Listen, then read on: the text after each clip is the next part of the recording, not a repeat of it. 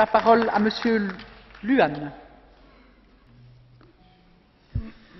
Merci, Madame la Présidente. Aderarea Croației la Uniunea Europeană va aduce cu siguranță o valoare adăugată Uniunii Europene, în special prin ceea ce înseamnă contribuția și participarea la strategia Dunării și, nu în ultimul rând, la colaborarea pentru regiunea Europa de Sud-Est.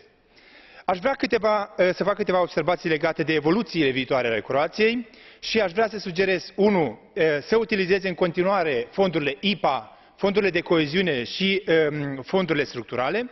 2. Trebuie continuată colaborarea cu Tribunalul Penal Internațional pentru fosta Iugoslavie și, nu în ultimul rând, este necesar ca Croația să continue colaborarea cu Slovenia pentru a găsi dialog și a găsi soluții pentru cooperare teritorială în ceea ce privește conflictele de la granița acestora. Vă mulțumesc.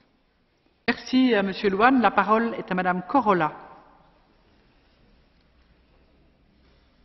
Kiitos, arvoisa puhemies.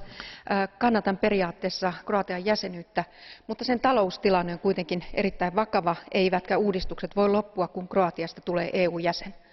Laitoin muutama viikko sitten komissiolle kirjallisen kysymyksen, joka liittyi Kroatian EU